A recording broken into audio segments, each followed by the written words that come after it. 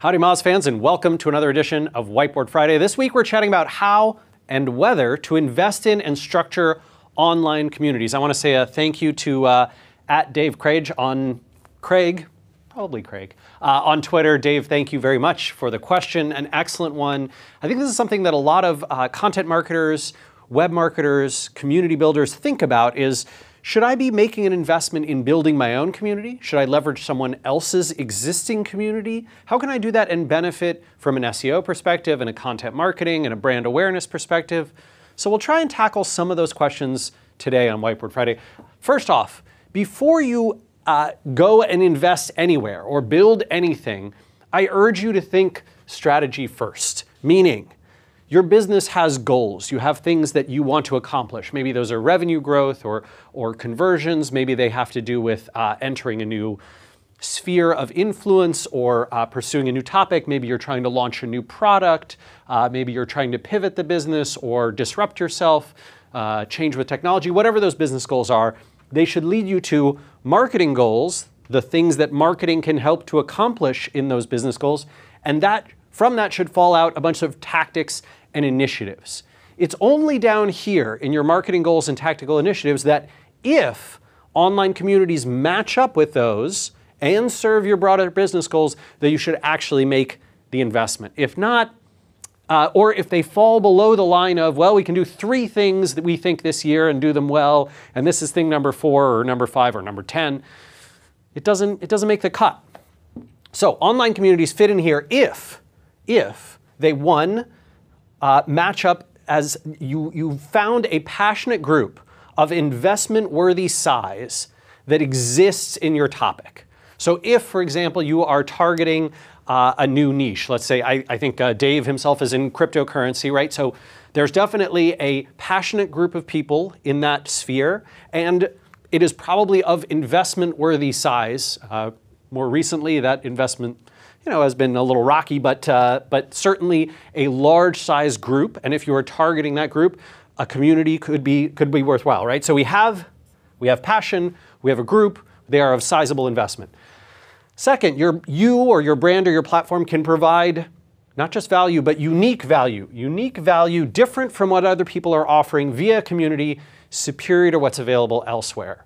And Dave might himself say, well, there's a bunch of communities around crypto, but I believe that I can create X, which will be unique in ways, Y and Z, and will be preferable for these types of participants in this way, right? Maybe that's because it enables sharing in certain ways. Maybe it enables transparency of certain kinds. Maybe it's because it has no vested interests or ties to particular currencies or particular companies, whatever the case may be.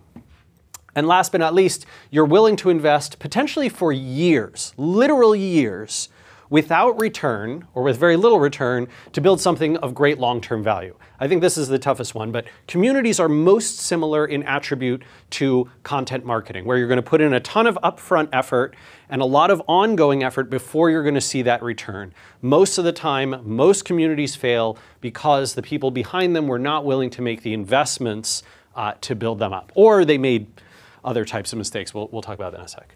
You have 2 options here. First, you can build your own platform. And second, you can participate in, an existing community. My advice on this is never do number 1 without first spending a bunch of time in number 2. So if you are unfamiliar with the community platforms that already exist in interior decorating or in furniture design or in cryptocurrency or in machining tools or in men's fashion, first participate in the communities that already exist in the space you're targeting so that you are very familiar with the players, the platforms, the options and opportunities. Otherwise, you will never know whether it's an investment-worthy size, a passionate group. You'll never know how or whether you can provide unique value. It's just going to be too tough to get those things down. And so always invest in the existing communities before you do the other ones. Okay, let's talk quickly about building your own platform, and then we'll talk about investing in others.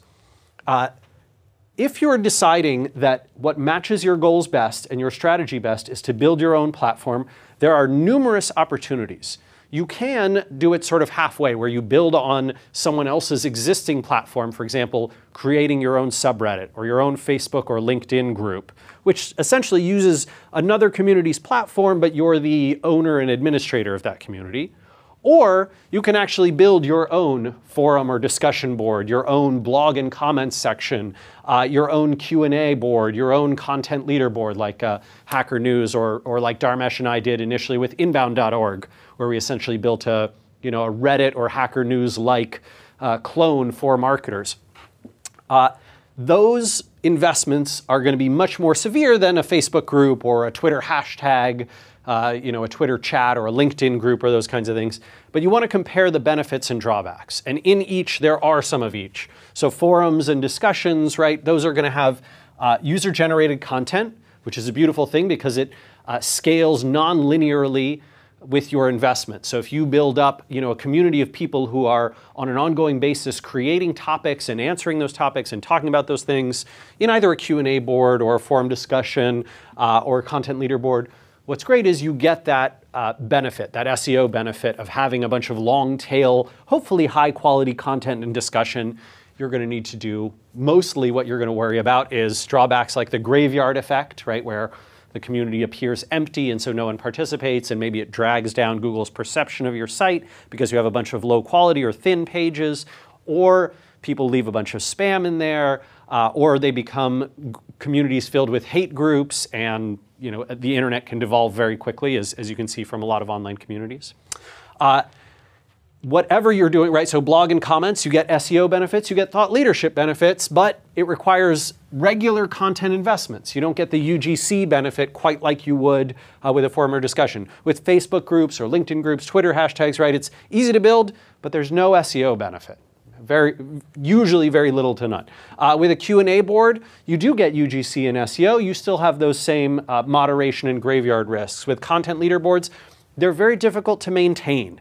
Inbound.org being a good example where Dharmesh and I figured, hey, we can get this thing up and rolling, and then turns out, no, we need to hire people and maintain it and put in a bunch of effort and energy. But it can become a bookmarkable destination, which means you get repeat traffic over and over. Whatever you're choosing, make sure you list out these benefits and then align these with the strategy, the marketing goal, the tactics and initiatives that flow from those. That's going to help determine how you should structure, whether you should structure your own community. The other option is participating in existing ones. Places like Quora, subreddits, Twitter, LinkedIn groups, existing forums, same thing. You're going to take these, right? So, we could participate on an existing forum, and we can see that the size and reach is on average about 9 responses per thread, about three threads per day, 3 new threads per day. The benefits is that it can build up our thought leadership and our recognition among this group of influential people in our field. The drawback is it builds our competitors' content, right? Because this forum is going to be ranking for all those things. They own the platform, it's not our owned platform, right? And then we align that with our goals and initiatives. So I'm not going to dive through all of these, but I do want to end on some bits of advice. So I mentioned already, make sure you invest in other people's communities before you build your own. I would also add to that, if you're going to build something, if you're going to build your own, I would generally rule these things out. LinkedIn groups, Facebook groups, Twitter hashtag groups. Why? Because those other platforms control them, and then they can change them at any time, and your reach can change on those platforms. I would urge you to build for SEO and for an owned media channel. Second, I'd start with a platform that doesn't lose credibility when it's empty. That is to say, if you know you want to build a forum or a content leaderboard or a Q&A board, make it something where you know that you and your existing team can do all the work to create a non-graveyard-like environment initially. That could mean limiting it to only a few sections in a forum, or all the Q&A goes in one place as opposed to, there's many sub-forums that have 0 threads and 0 comments and 0 replies, or every single thing that's posted, we know that at least 2 of us internally will respond to them, right? That type of stuff. Third, if you can, avoid using a subdomain and definitely don't use a separate domain. Subdomains inherit some of the ranking ability and benefits of the primary domain they're on. Separate domains tend to inherit almost none. Last but not least, before you build, gather a willing, excited group of people, your crew, hopefully via an email group. This has served me extremely well, who will be those first active members. So if you're building something in the crypto space, right, as maybe Dave is considering, I might say to him, hey, find those 10 or 15 or 20 people who are in your world, who you talk to online already, create an email group, all be chatting with each other and contributing, then start your Q&A board, or then start your blog in your comment section, or then start your forum, what have you. If you can seed it with that initial passionate group, you will get over a lot of the big hurdles around building or rolling your own community system. All right, everyone, hope you've enjoyed this edition of Whiteboard Friday, and we'll see you again next week. Take care.